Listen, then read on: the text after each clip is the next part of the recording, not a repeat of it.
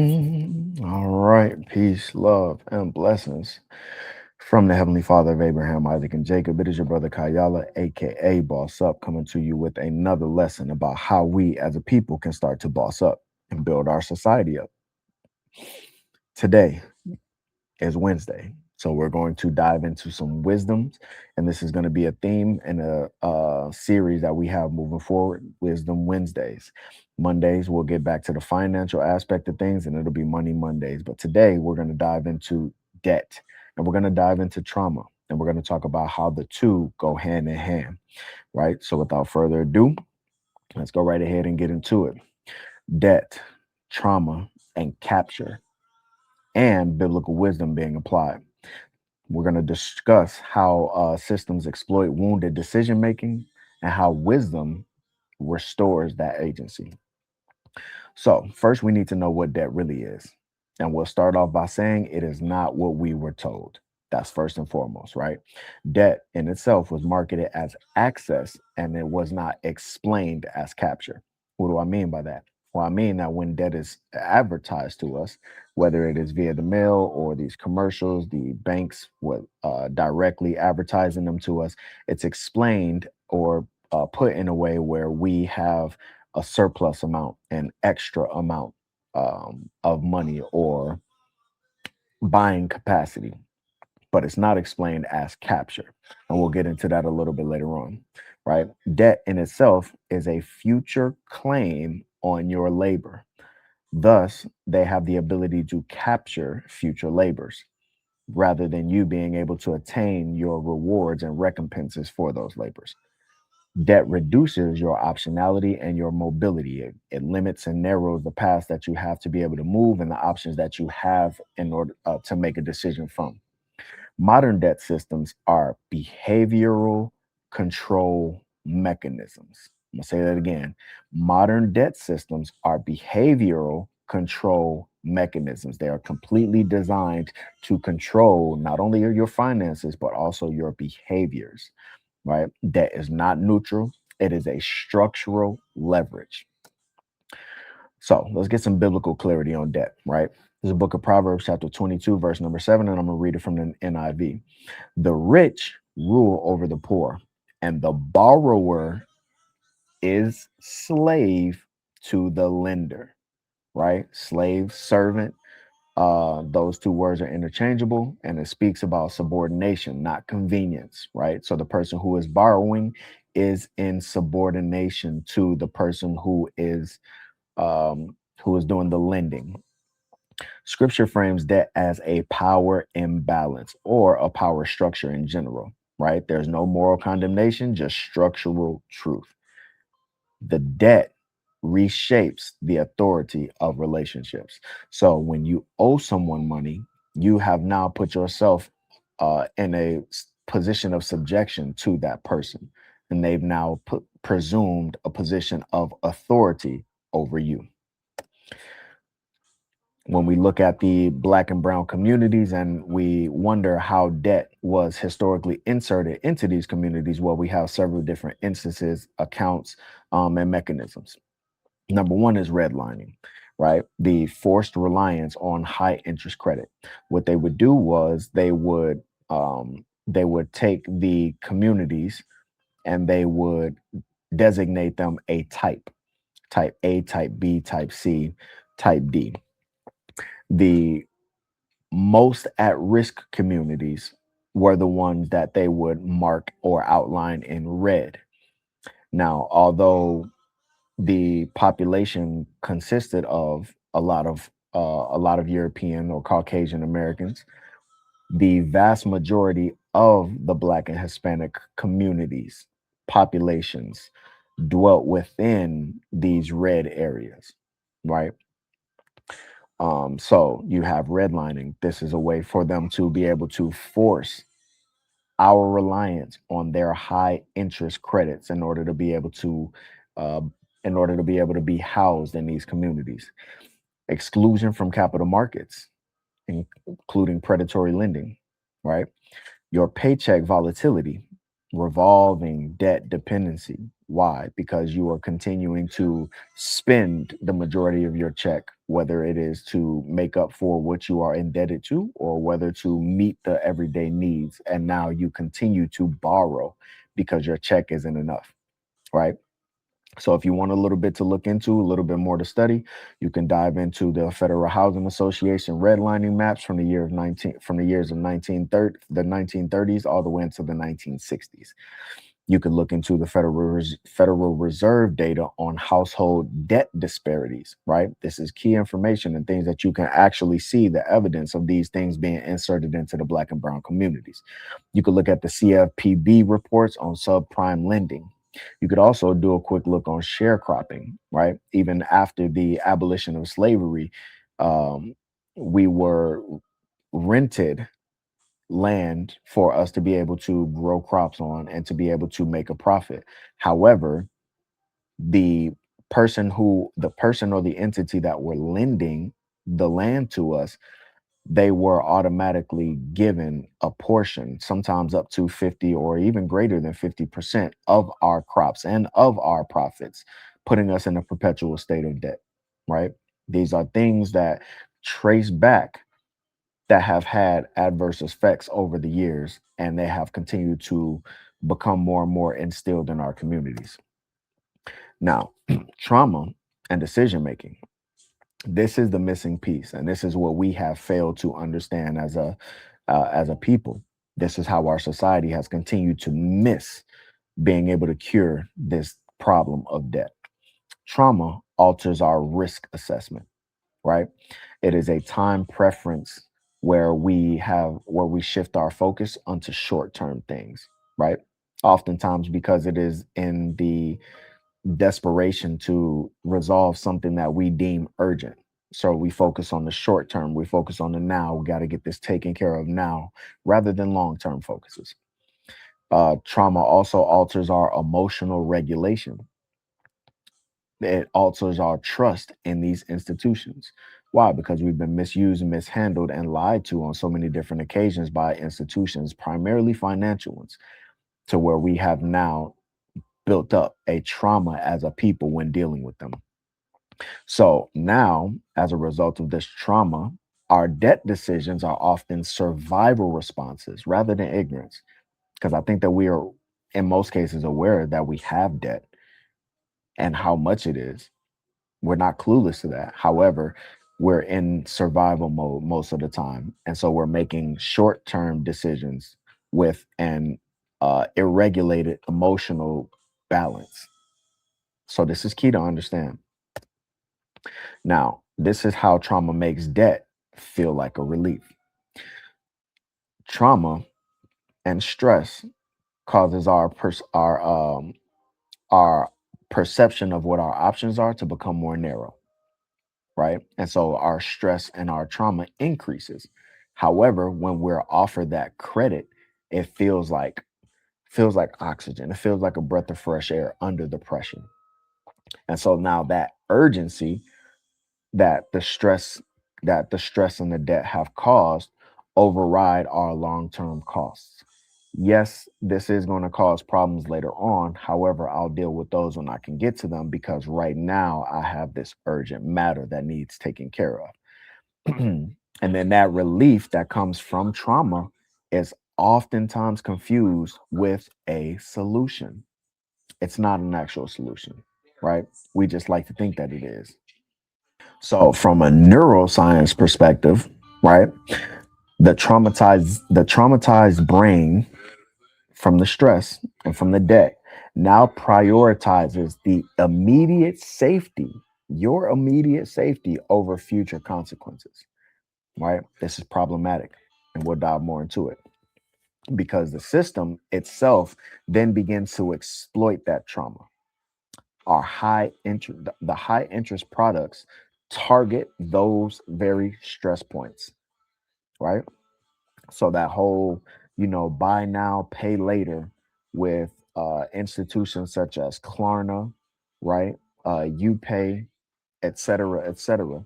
They exploit the emotional fatigue that you feel from dealing with the stresses and dealing with the traumas, dealing with the burdens that have been placed on you and your people in your community, right? And so that credit offer appears during those times of instability. Is designed to be that way. It's designed to be that way because they can pinpoint when that emotional fatigue has set in, right? Financially speaking, just stepping back and looking at the spectrum of things, it is easy to be able to identify when those moments come. And then sometimes they send the offers so often, it's bound to catch you on a time of instability. Most of the time, those credit offers have such a complexity to them that it hides the true cost. How many times have you gone to pay something, and there's hidden fees, things that have spiked the cost up, right? The true cost is actually hidden because of the complexity of the structure, right? This is not accidental. I promise you, it is a part of their business model. This is what they do. This is what they do in order to exploit that trauma that you're facing, right? But we have to pay attention to how to respond to trauma. When we look at a couple of examples from the Bible, in the book of Psalms, chapter 46 and verse number 10, it says, be still, and know that I am God. I will be exalted among the heathen. I will be exalted in the earth, right? So that stillness, we have to be still and know that he is God, right? In the book of Mark, chapter 4 and verse 39, it says, and he arose and rebuked the wind and said unto the sea, peace, be still. And the wind ceased, and there was a great calm, right? So, what we need to do is make sure that there are not any financial decisions on our end being made under emotional duress. This is how you can apply these scriptures to your life in order to help you respond to that trauma and that stress that is caused by debt. What does that stillness do? When he says, be still and know that I am God, or peace be still, right? When a person is under stress, the brain shifts into reactive mode, right? The amygdala, which is your threat detector, takes control. That prefrontal cortex, which is the place where the reasoning and the planning happening, is suppressed, right? And so now you perceive a threat, but you can't logically reason or plan through dealing with it, right? And so then the decisions become faster, short term, emotion driven. These are all problematic, right? This is called amygdala hijack, which is a well documented concept in neuroscience and trauma psychology. Anybody that doesn't know about it, doesn't believe me, or wants to look further into it, please feel free. It's called amygdala hijack, right? That stillness, even if it's brief, allows your heart rate to slow down, cortisol, which is your stress hormones, to decrease, and that prefrontal cortex to now come back online and sit back in the driver's seat. Those debt decisions often happen when the bills are due, right? When the kids need something new, or you have a fear of embarrassment or cutoff is present, right? You get those letters in the mail. Hey, you have 30 days until this is cut off. You have 30 days until your lights are cut off. You have 30 days until your electricity is cut off, right? These things come and cause more stress, which cause you to rapidize those debt decisions. And in that state, even the credit itself feels like a relief because, hey, I could just put it on the credit, right? I've got the credit card. I could just put it on the credit. But long-term cost is invisible in those moments. So now what you're doing is you're reacting rather than choosing. And that stillness that you are now taking a moment to gather, that stillness interrupts the loop before the system exploits it.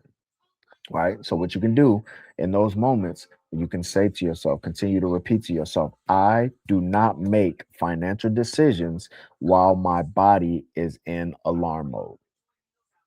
Right. Because you're guaranteed to make rash decisions. Right. You're guaranteed to make decisions that have negative or adverse effects later on down the line, no matter how relieving they feel now. Right. Sit. No phone, 5 minutes at least. Write down the decision instead of acting on it. And then slow your breathing. Some people call it meditating, but you want to make sure that you are taking the time to be still. Be still. This is not passivity, right? This is not a passive action that we're talking about. This is defensive discipline. This is training your body and your mind to respond to that trauma and respond to that stress in a responsible way. So that way you can start to manage and take hold of that debt rather than being a slave or a servant to it. Now, that pause, what does that do? It restores agency. Agency is the ability to choose, right? Not just to respond. So those systems of control, those systems of control that have been set up against you, this is how they work. They compress time, they create urgency, they remove all of your perceived alternatives, right? And when everything feels urgent, your agency, your ability to choose collapses, right? When they are giving you those, you need to take care of it in 30 days, you need to take care of this now, the late notice, these are all things that will attempt to compress time and create urgency for you, right? To cause more stress and pressure, again, to rapidize your judgment and decision making and cause you to do something that is not good for you. But that pause actually breaks the artificial urgency, right? It reintroduces your options to you because you do have options, right? And it moves you from a reactionary state, oh, I got to get this taken care of, oh, I got to do this, to an evaluation state. Okay, let me take a look at this. Let me weigh my options, right? This is why predatory lenders say limited time offer, right? Or buy now, pay later, because it seemingly removes the friction, right? And a lot of contracts that people go into are signed under pressure. So that pause, right? That stillness, it reclaims the power, not information. So if it requires urgency, it requires a pause.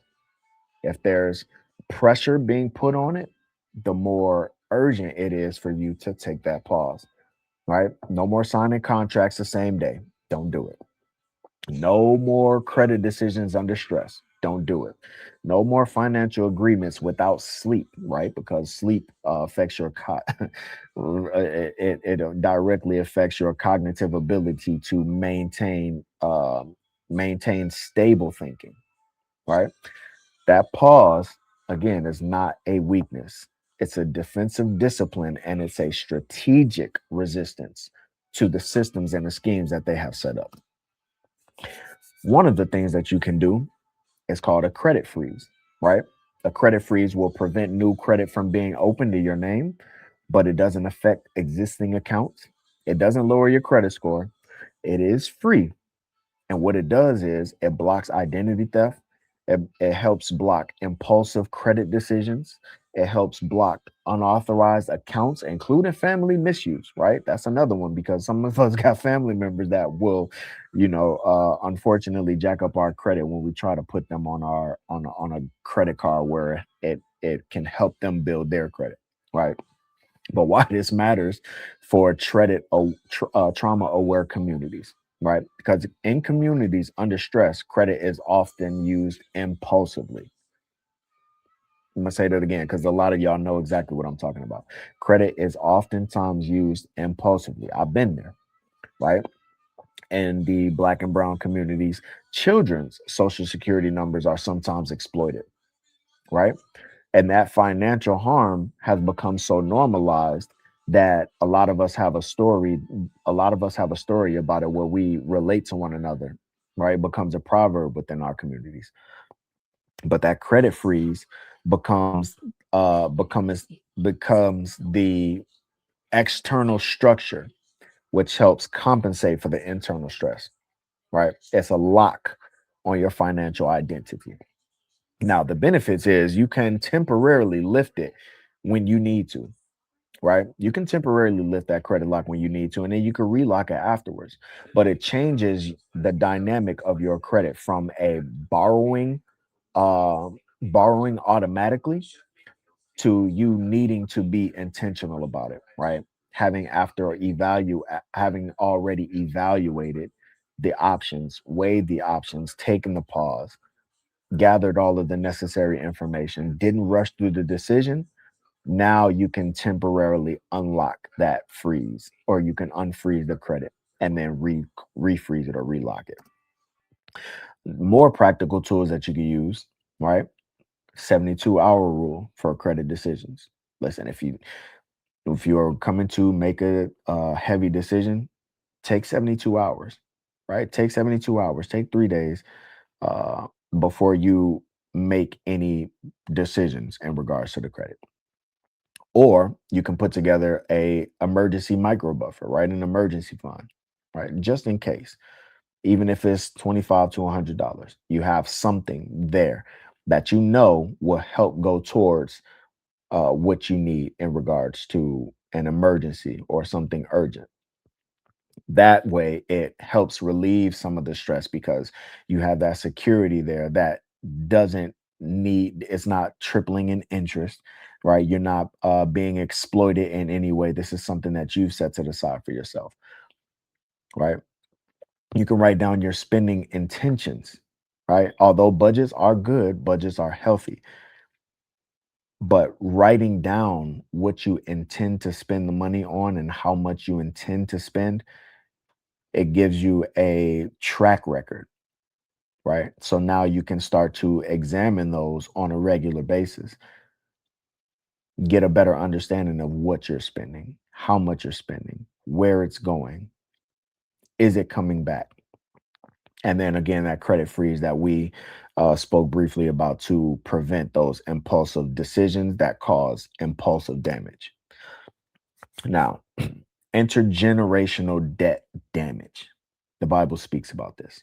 And I think this is good, again, because this is something that I learned when I was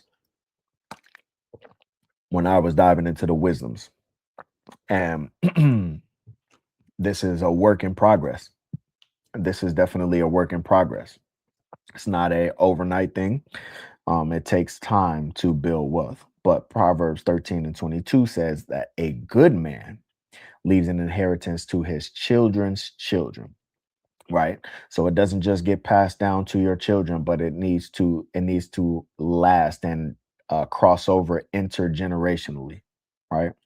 And the wealth of a sinner is laid up for the just. So debt is what they try to get you into. It steals from your future generations. It doesn't just steal from you, right? Because again, it that debt or that credit is a claim on your future labors.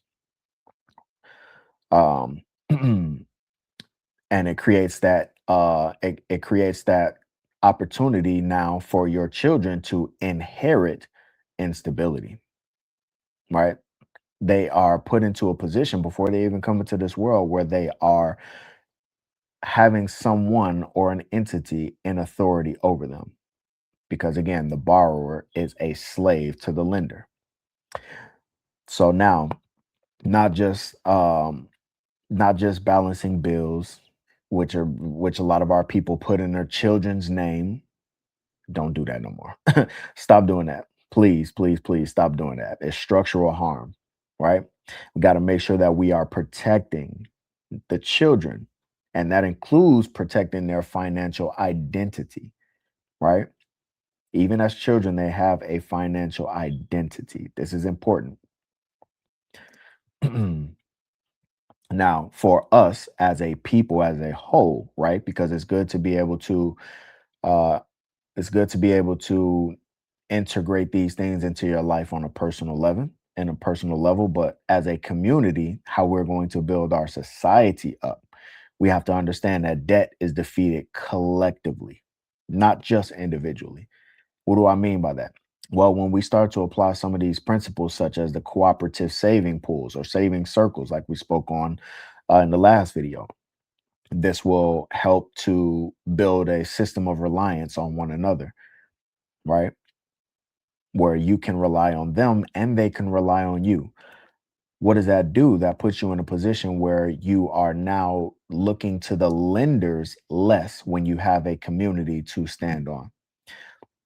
Skill sharing helps to reduce the expenses, right? If you know somebody in your community, which a lot of times we do, that does carpentry or electrical work, it's a lot easier for you to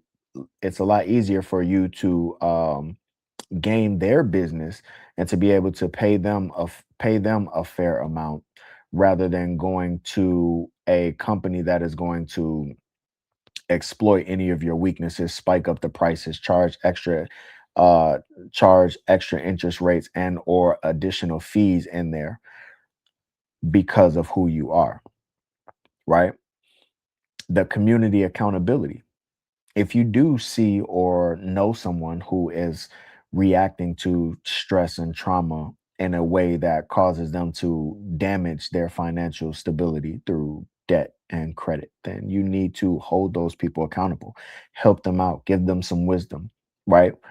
Don't allow them to frequently dip their hand into the cooperative savings or the saving circle, right? Hold them accountable.